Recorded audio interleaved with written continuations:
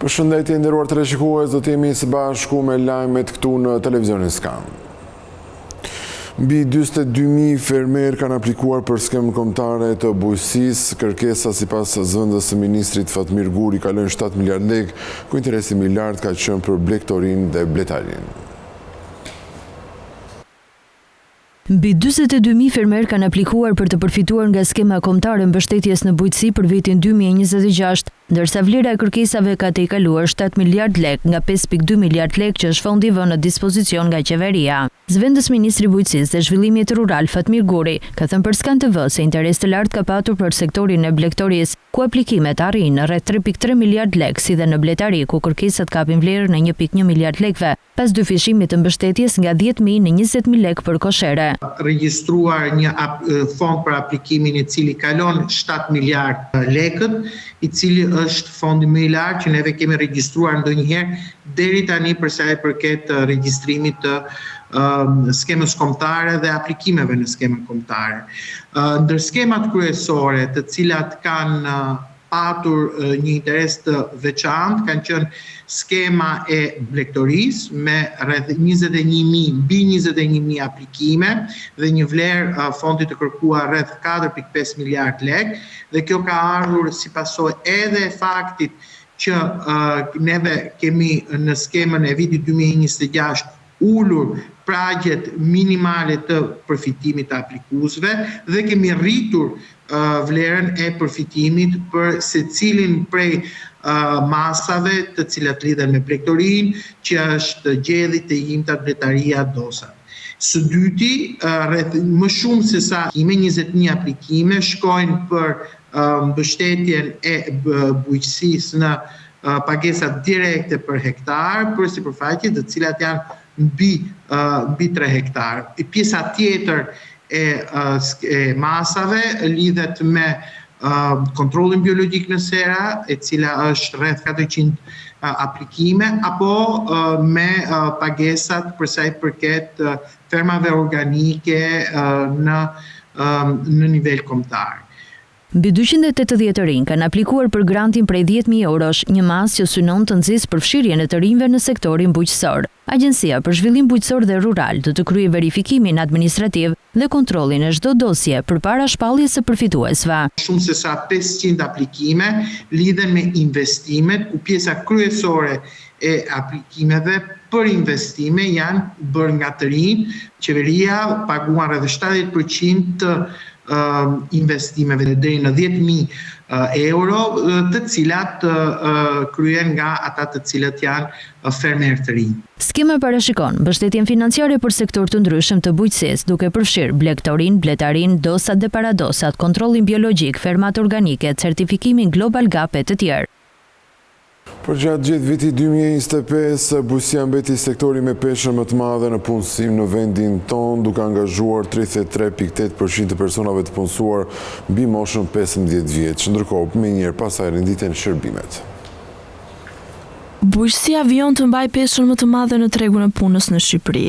Sipas të dhënave për vitin 2025, 33.8% e personave të punësuar mbi moshën 15 vjeç janë të angazhuar në këtë sektor, duke konfirmuar rëndësinë që aktivitetet bujqësore vazhdojnë të kenë për ekonominë dhe mirëqenien e familjeve shqiptare, veçanërisht në zonat rurale. Pas bujqësisë, sektori me peshën më të lartë të punësimit është ai i shërbimeve të tregut, ku përfshin aktivitete si tregtia, transporti, turizmi, akomodimi, komunikacioni dhe shërbimet profesionale. Ky grup përfaqëson 25.2% të punësuarve, duke reflektuar zgjerimin e ekonomisë së shërbimeve dhe rritjen e kërkesës për profesione që lidhen me aktivitetet tregtare dhe turistike. Ndërkohë shërbimet jo të tregut, ku bën pjesë administrata publike, arsimi, shëndetësia dhe aktivitetet sociale, punësojnë 21.7% të forcës së punës. Kjo tregon rolin e rëndësishëm që institucionet publike dhe shërbimet bazë vazhdojnë të luajnë në tregun shqiptar të punës. Industria prodhuese zë 10% të punësimit në total në vend. Megjithëse ky sektor mbetet një burim i rëndësishëm punësimi, pesha e tij është dukshëm më e ulët krahasuar me bujqësinë dhe shërbimet. Nga ana tjetër, sektori i ndërtimit punson 7.4% të punësuarve gjithsej, duke reflektuar aktivitetin e lartë ndërtimor që ka karakterizuar ekonominë shqiptare gjatë viteve të vendit. Peshën më të vogël në strukturën e punësimit e kanë industritë e tjera, të cilat përfaqësojnë vetëm 1.9% të numrit total të punësuarve. Megjithatë, së bashku me sektorët e tjerë industriale, ato kontribuojnë në diversifikimin e aktivitetit ekonomik në vend. Në tërësi, të dhënat tregojnë se ekonomia shqiptare vazhdon të mbështetet në një kombinim të sektorëve tradicional dhe atyre të shërbimeve. Edhe pse bujqësia mbetet punëdhënësi më i madh, afër gjysma e të punësuarve janë të përqendruar në sektorin e shërbimeve, një tregues i transformimit gradual të strukturës ekonomike dhe i orientimit drejt aktiviteteve me vlerë më të lartë të shtuar. Administrata është një nga kushtet kryesore për avancimin e negociatave me Bashkimin Evropian. Ministri Adea Pirdeni tha se pagat në administratën publike u rritën nga 35 në 65%. Shqipëria është gati të mbyllë edhe 3 kapituj të tjerë në procesin e negociatave me Bashkimin Evropian. Këtë e bëri me dije Ministri e Shtetit për Administratën Publike dhe Antikorrupsionin, Adea Pirdeni, gjatë një konference. Përmbyllur me sukses një nga, do të thoja, momentet më kyçe të negociatave, sikurse është kalimi me sukses i procesit të vlerësimit të piketave të ndërmjetme për Shqipërinë, në fushën e drejtësisë, në fushën e sigurisë, në fushën e garantimit të drejtave lirive themelore, por gjithashtu ne demonstrojmë dita e ditës se Shqipëria është e gatshme që të mbyllë gradualisht dhe kapitujt e tjerë të negociatave sipas fushave. Ne, sikurse ju e dini, jemi gati që të përmbyllim negociatat në disa kapituj tashmë.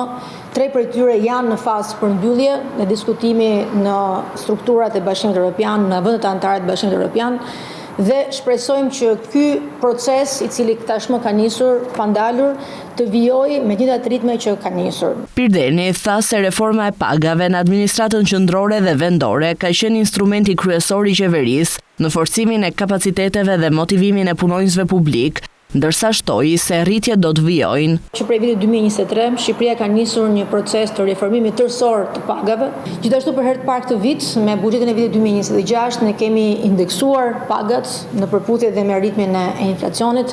Natyrisht, reforma e pagave ka qenë, le të themi, shpeshherë dhe kali betejës për gjatë procesit tonë të forcimit kapaciteteve. Por gjithashtu kemi qenë në, besoj, dhe një nga vendet që ka ndërmarrë nismën më të rëndësishme të rishikimit tërësor të sistemit pagave, jo vetëm nga pikpamja e rritjes në vlerë absolute të pagës, po dhe të krijimit të një sistemi uniform, një sistemi të përshkallëzuar që i jep gjithashtu prioritet atyre pozicioneve pune që të cilat janë gjithashtu prioritet strategjik i zhvillimit të vendit. Ne jo vetëm duam të rekrutojmë, po duam gjithashtu të duhan dhe ata që duan të bashkohen administratës publike. Kemi ende nevojë që të forcojmë dhe të tërheqim kapacitete në ato fusha për cilat ne kemi më shumë nevojë sot në këtë fazë të zhvillimit të Shqipërisë. Ministria theksoi se fokusi i punës është edhe forcimi i kapaciteteve administrative në fushën e kontrollit, transparencës dhe llogaridhënies, si element thelbësor për përmbushjen e standardeve europiane.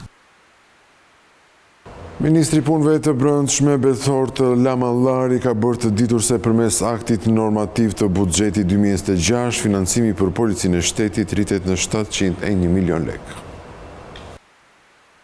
Ministri Punëve të Brendshme Bethort Lamallari bëri të ditur se përmes aktit normativ të buxhetit 2026, financimi për Policinë e Shtetit rritet me 701 milion lekë, duke forcuar mbështetjen për efektivët dhe investimet në modernizimin e institucionit. Në një postim sot në rrjetet sociale, Lamallari theksoi se fondet shtesë do të shërbejnë për rritjen e mbështetjes për pagat e punonjësve të Policisë së Shtetit, investime në teknologji, motivimin e strukturave elitare dhe përshpejtim të procesit të modernizimit të policisë sipas standardeve më të mira europiane. Përmes aktit normativ të buxhetit të vitit 2026, rrisi me 701 milion lekë financimin për Policinë e Shtetit, më shumë mbështetje për pagat e efektivëve, më shumë investime në teknologji, më shumë motivim për strukturat elitare dhe një hap i vendosur drejt modernizimit sipas standardeve më të mira europiane. Një polici më e fortë do të thotë një Shqipëri më e sigurt. Ky është angazhimi ynë dhe do ta çojmë përpara me vendosmëri, u shpreh ministri. Sipas tij, rritja e financimit është pjesë e angazhimit të qeverisë për të garantuar një polici të shtetit më të aftë, më moderne dhe më të pajisur për të përballur me sfidat e sigurisë, në funksion të mbrojtjes së jetës, pronës dhe rendit publik.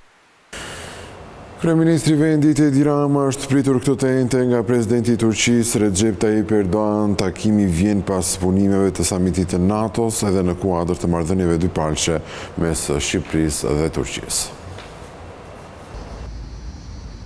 Kryeministri Edi Rama zhvilloi këtë të ente një takim me presidentin e Turqisë Recep Tayyip Erdogan në Pallatin Presidencial në Ankara. Takimi erdhi pas punimeve të samitit të NATO-s dhe në kuadër të marrëdhënieve dypalqe mes Shqipërisë dhe Turqisë, dy vende aleate në Aleancën Atlantiku të Veriut. Vizita konfirmon vijimin e dialogut politik mes Tiranës dhe Ankaras, si dhe rëndësinë e bashkëpunimit strategjik në fusha me interes të përbashkët, përfshirë sigurinë, mbrojtjen dhe koordinimin rajonal. Ndërkohë në mbyllje të punimeve të samitit, sekretari i përgjithshëm i NATO-s, Mark Rutte, konfirmoi se samiti i radhës i Aleancës do të mbahet në Shqipëri gjatë konferencës për shtyp. Rutte tha se vendimi është marrë në Hag, ndërsa koha e zhvillimit të samitit ende nuk është përcaktuar. Pas kësaj deklarate reagoi edhe kryeministri Rama, i cili rikonfirmoi se takimi i ardhshëm i NATO-s do të zhvillohet në Tiranë. Në përfundim të samitit, krerët e shteteve dhe qeverive të vendeve anëtare miratuan deklaratën e Ankaras, duke ritheksuar angazhimin ndaj mbrojtjes kolektive. Sipas Nenit 5, aleatët konfirmuan gjithashtu mbështetjen për Ukrainën, rritjen e investimeve në mbrojtje dhe forcimin e kapaciteteve ushtarake përballë kërcënimeve që vijnë nga Rusia, terrorizmi dhe sfidat e reja të sigurisë. Shtimi i fluksit të turistëve ka rritur ofertën për valutë në treg, duke ushtruar presion të menjëhershëm mbi monedhën e përbashkët europiane euro. Eksperti i tregjeve financiare Elvin Meka ka thënë për televizionin Skan se ky është niveli më i ulët historik i regjistruar ndonjëherë për euron. Kursi i këmbimit të lekut ndaj euros po reflekton gjithnjë më fort efektet sezonale. Shtimi i fluksit të turistëve ka rritur ofertën për valutë në treg, duke ushtruar presion të mëtejshëm mbi monedhën e përbashkët. Sipas kursit zyrtar të Bankës së Shqipërisë, 1 euro kumbye sot me 93.78 lek, duke u nënçmuar me 0.11 lek, krahasuar me ditët e mëparshme. Eksperti i tregjeve financiare Elvin Meka ka thënë për Skan Televizion se ky është niveli më i ulët historik i regjistruar ndonjëherë. Në raport me fillimin e këtij viti, moneda e përbashkët është nënçmuar me 3.04% ose gati 3 lek. Sipas tij janë efektet sezonale nga turizmi dhe tregu i pasurive të paluajtshme. Nuk kemi përpara ndonjë zhvillimi të papritur, ashtu siç edhe është parashikuar të paktën që në fund vitit 2025 për vitin 2026, nëse gjëra dhe faktorët kryesor nuk ndryshonin, do të kishim në mënyrë të pashmangshme një zhvlerësim të euros, ashtu si kundër po shikohet në vijim pra gjatë gjithë gjysmës parë të vitit 2026, por dhe në vijim të muajit aktual, pra korrikut, ku sigurisht kemi një vijim disi më të përshpejtuar të zhvlerësimit të euros dhe kjo e njohur kryesisht nga piku në sezonin turistik, por ajo që është më e rëndësishme të theksohet është që vijojnë të njëjtët faktorë të ndikojnë në një dobësim në vijim, pra në mënyrë të njëtrajtshme të euros, pra në qoftë se shikojmë, kemi një rënje të njëtrajtshme të euros, pak a shumë si dhe një vit më parë, pra në intervalin 2 ose 3% ose diçka më tepër deri në fund të vitit, ku sigurisht faktorët madhor përveç pjesës që ka të bëjë me faktorët bazë që lidhen me rritjen ekonomike ose me rritjen e zgjerimin e mëtejshëm sektorit turizmit dhe të ndërtimit e pasurive të paluajtshme, duke se ende faktorët që lidhen me ekonominë informale, me pjesën e pompimit fondeve nga burime dyshimta, pra kryesisht që vijnë nga jo thjesht nga ekonomia informale, por nga ekonomia gri. Por cilat janë pritshmëritë për euron dhe çfarë thekson eksperti Meka?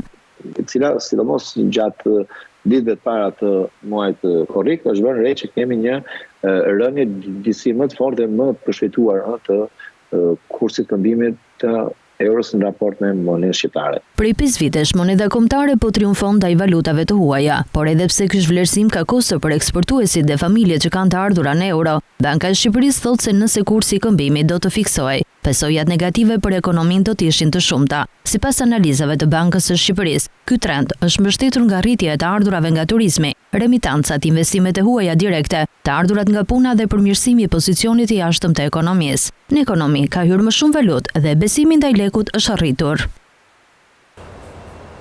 Turizmi shqiptar duhet të kalojë nga modeli bazuar tek numri i lartë i vizitorëve drejt një strategjie që fokusohet tek cilësia. Kreu i shoqatës operatorëve turistik Zak Topuzi thotë se Shqipëria duhet të ndjekë modelin e vendeve fqinje.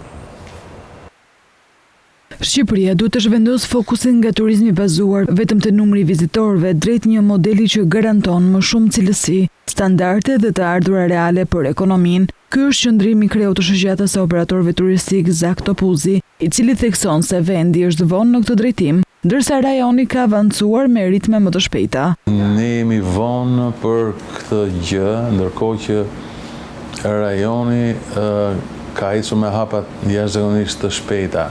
Tani koncepti i turizmit mixed use është i tillë, pra krijohen pole të veçanta që mund të funksionojnë 12 muaj të vit dhe ekonomizojnë dhe racionalizojnë të ardhurat mira për biznesin, punësim të mirë, funksionim të zonave dhe angazhim të komunitetit lokal, duke i kthyer në një, po themi, fabrik që punon gjatë 12 muajve të vitit. Përfaqësuesit e sektorit prej kohësh kërkojnë që matësi kryesor i suksesit të turizmit të mos jetë vetëm numri i turistëve, por ndikimi që ata kanë në ekonomi. Sipas Topuzit, këtë vit ka një stabilizim të shifrave me një rritje më të moderuar në linjë me trendin europian të zhvillimit të turizmit. Nga viti 2023 ka një stabilizim të shifrave, ka një moderim.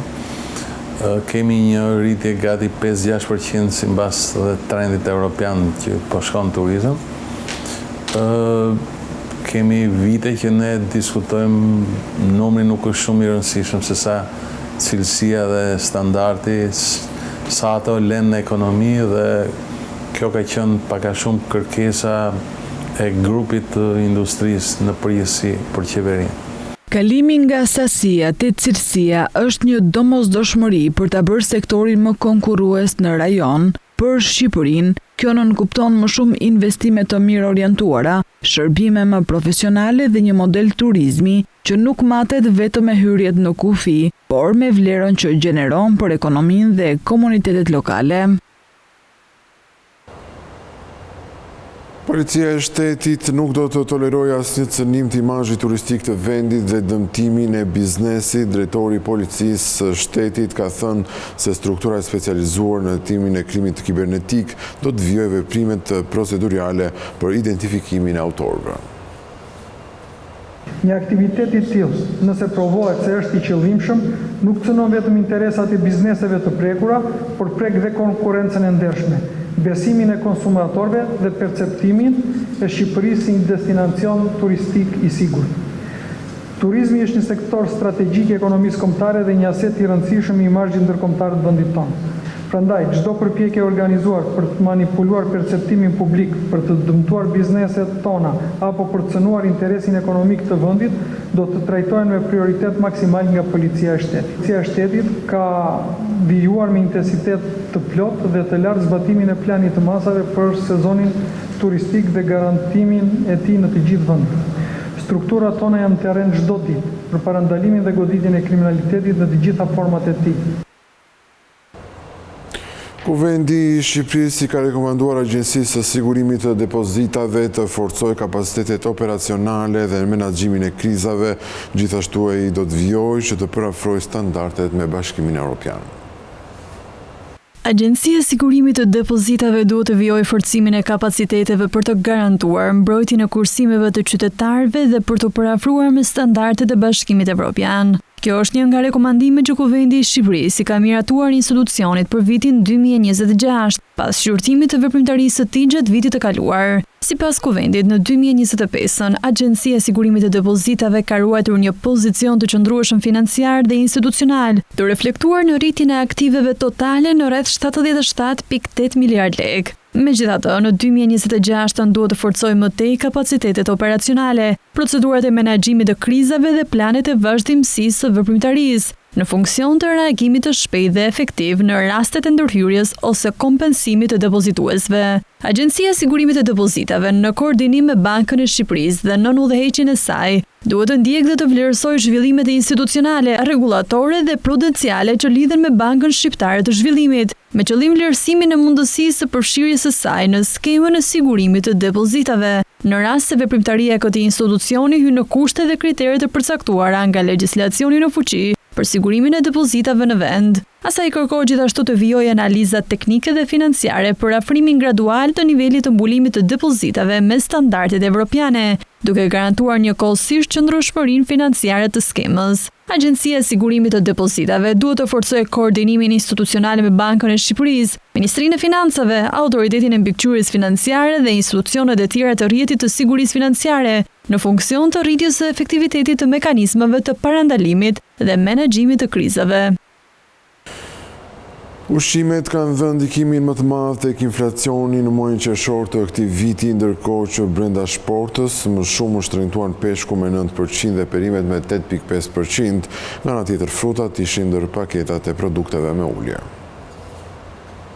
Ushqimet ishin faktori kryesor që mbajti inflacionin lart në muajin qershor, duke dhënë ndikimin më të madh në rritjen vjetore të çmimeve të konsumit. Sipas Instat, grupi ushqime dhe pije jo alkolike kontriboi me 1.02% në inflacionin vjetor, më shumë se çdo grup tjetër i shportës së konsumit. Në total, çmimet e grupit ushqime dhe pije jo alkolike u rritën me 3% krahasuar me qershorin e vitit kaluar, në një muaj kur inflacioni i përgjithshëm arriti në 3.2%. Kjo tregon se presioni mbi çmimet vijon të ndihet fort te produktet bazë, që zën pjesën më të madhe të shpenzimeve të përditshme të familjeve.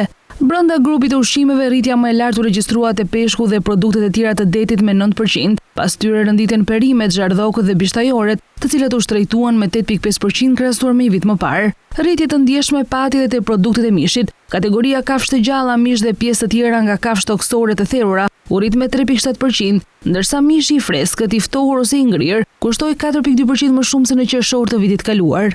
Edhe produktet e tjera ushqimore u shtrenjtuan, por me ritme më të moderuara. Pijet jo alkolike u rritën me 2.9%, sheqeri, ëmbëlsira dhe produktet e pastiqerisë me 2.5%, ndërsa qumshti, produktet e bulmetit dhe vezët me 2.4%. Drithërat dhe produktet me bazë drithërash patën një rritje më të lehtë prej 0.9%. Nga ana tjetër, frutat e freskëta dhe të thata ishin ndër të paktat produkte me rënje të çmimeve me 2.8%, krahasuar me të njëjtin muaj të vitit kaluar. Kjo rënje ka zbutur pjesërisht trajtimin e shportës ushqimore, por jo mjaftueshëm për ndryshuar prirjen e përgjithshme. Të dhënat tregojnë se inflacioni i ushqimeve nuk është i përqendruar vetëm te një produkt, por prek disa kategori të rëndësishme të konsumit të përditshëm. Për familjet, kjo do thotë se rritja e çmimeve ndihet më fort pikërisht te bleret bazë si ushqime, mish, peshk dhe perime.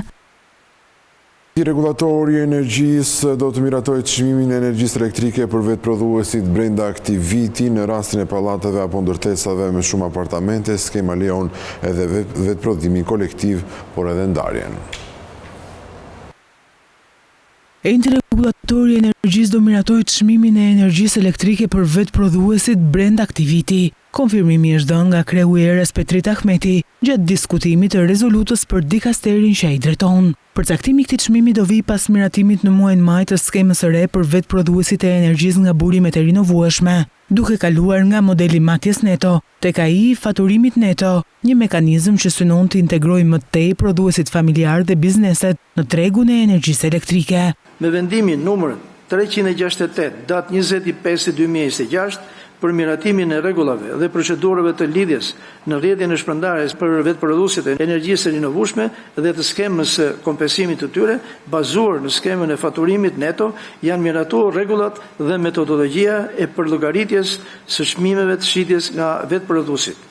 Vendimi i Këshillit të Ministrave ka parashikuar që brenda muajit dhjetor ere të miratoj çmimin përfundimtar të shitjes së energjisë elektrike nga këta vetprodhues për vitin pasardhës. Sipas skemës së re, energjia e tepërt nuk do kompensohet më në kilovator, por në vlerë monetare përmes një sistemi faturimi neto. Kjo do të thotë se energjia injektuar në rrjet do të blihet nga furnizuesi i energjisë, ndërsa diferenca pozitive mes energjisë së dorëzuar dhe asaj së konsumuar do të kalojë si kredi monetare në faturën e muajit pasardhës. Më specifikisht, vetprodhuesit kanë të drejtë të prodhojnë energji për përdorim vetjak, ta ruajnë atë dhe të shesin tepricat në treg përmes marrëveshjeve me furnizuesit e energjisë. Në rastin e pallateve apo ndërtesave me shumë apartamente, skema lejon dhe vetprodhimin kolektiv dhe ndarjen e energjisë mes banorëve. Kuvendi ka kërkuar autoritetit të konkurencës të hetoj tregjet e hidrokarbureve, shërbimeve celulare dhe tregjeve të tjera për abuzime të mundshme me konkurencën. Raporti mbi gjetje do t'i paraqitet Kuvendit për gjatë periudhës shtator-nëntor të këtij viti. Nga hidrokarburet, shërbimet spitalore private, sigurimet, shërbimet televizive me pagesë dhe platformat OTT, IPTV, të shërbimet celulare, Kuvendi i Shqipërisë ka kërkuar autoritetit të konkurencës që të kryejë hetime për abuzime të mundshme në këto tregje. Konkretisht në rezolutin e publikuar në fletoren zyrtare, autoritetit të konkurencës i rekomandohet që të hetojë tregun e hidrokarbureve duke analizuar strukturën e tregut, zinxhirin e furnizimit, formimin e çmimeve, rolin e ndërmjetësve tregtar dhe sjelljen e operatorëve. Një raport mbi gjetjet dhe rezultatet e këtij hetimi duhet i paraqitet Kuvendit brenda muajit shtator 2026. Një rekomandim tjetër lidhet me vijimin e monitorimit të tregut të shërbimeve celulare, me fokus në strukturën duopolistike të tregut, sinkronizimin e çmimeve, ngjashmëritë e ofertave, transparencën e metodologjisë, kosto çmimi dhe aplikimin e klauzolave të indeksimit me inflacionin. Përsa i përket hetimit të thelluar që u hap në nëntor të vitit të kaluar ndaj Vodafone Albania dhe One, në tregun me pakisë të shërbimeve celulare, autoriteti duhet të raportojë në Kuvend mbi gjetjet, masat e ndërmarrë dhe efektet për konkurrencën efektive dhe mbrojtjen e konsumatorit. Një raport mbi gjetjet dhe rezultatet e këtij procesi duhet i paraqitet Kuvendit brenda muajit nëntor 2026. Zhvillimi i tregut të shërbimeve spitalore private duhet gjithashtu të vijojë të monitorohet, duke analizuar nëse ka elemente të abuzimit me pozitën dominuese në treg, si dhe duke verifikuar nëse niveli i formalizimit, gjurmëshmëria e shërbimeve dhe pagesave, transparenca e tarifave dhe kontrolli rregullator janë të mjaftueshme për të parandaluar çmimet e tepërta dhe kufizimin e ofertës. Së fundi, Kuvendi i Shqipërisë i kërkon po ashtu autoritetit të konkurencës të kryejë sa më parë një hetim të tregut të shërbimeve televizive me pagesë dhe platformave OTT, IPTV, duke analizuar strukturën e tregut, marrëdhëniet ndërmjet operatorëve, paketat e kanaleve dhe përdorimin e të drejtave ekskluzive të transmetimit. Hetimi të zhvillohet brenda afateve procedurale dhe me ritëm të përshpejtuar, në mënyrë që ndërhyrja e autoritetit të mos humbasë efektivitetin dhe të parandalojë në kohë konsolidimin e praktikave të mundshme antikonkurruese në treg. Një raport mbi gjetjet dhe rezultatet e këtij hetimi duhet i paraqitet Kuvendit brenda muajit tetor 2026. Nga ana tjetër, Kuvendi i Shqipërisë i ka kërkuar Komisionit të Prokurimit Publik që të përqendrojë vëmendjen tek rritja e konkurrencës në procedurat e prokurimit publik. Rezoluta kërkon gjithashtu përmirësimin e aksesit të operatorëve ekonomik në mekanizmat e ankimit administrativ. Kuvendi ka kërkuar Komisionit të Prokurimit Publik të përqendrojë vëmendjen te rritja e konkurrencës në procedurat e prokurimit publik, duke analizuar në mënyrë të detajuar fenomenin e tenderve me një ofertë të vetme. Sipas rezolutës së miratuar nga Kuvendi për vitin 2026, KPP duhet të evidentojë faktorët që ndikojnë në nivelin e konkurrencës në procedurat e prokurimit, me fokus të veçantë rastet kur në garë paraqitet vetëm një operator ekonomik. Institucioni ngarkohet gjithashtu të raportojë për masat e ndërmarra dhe rezultatet e arritura për zgjerimin e pjesëmarrjes së operatorëve ekonomik, rritjen e konkurrencës dhe garantimin e përdorimit sa më efikas të fondeve publike. Kjo analizë duhet i dorëzohet Kuvendit brenda muajit tetor 2026. Një tjetër kërkesë lidhet me harmonizimin e praktikës së Komisionit të Prokurimit Publik me Akuis të Bashkimit Evropian. Në raportimet e ardhshme vjetore, KPP duhet të pasqyrojë masat e ndërmarra për adresimin e rekomandimeve të progres raportit të Komisionit Evropian dhe të raporteve të Sigma dhe OECD. Rezoluta kërkojnë gjithashtu përmirësimin e aksesit të operatorëve ekonomik në mekanizmat e ankimit administrativ, përmes reduktimit të rasteve të refuzimit të ankesave për shkaqe procedurale dhe rritjes së përdorimit të shërbimeve elektronike. Në fushën e transparencës financiare, Kuvendi kërkon një analizë më të detajuar të ardhurave të krijuara nga tarifa e ankimimit, shumave të kthyera operatorëve ekonomik dhe kontributit neto të këtyre të ardhurave në buxhetin e shtetit. Në fund të këtij edicioni kujtoj se për më tepër informacion ju mund të klikoni dhe në faqen tonë të internetit skantv.al, ku do të gjeni gjithçka mbi ekonominë, bankat, sigurimet, tregjet financiare dhe të tjerë. Gjithashtu mund të na gjeni edhe në Facebook, Instagram, YouTube dhe LinkedIn. Këtu kemi përfunduar, unë i falenderoj për vëmendjen, bashkë mirupafshim.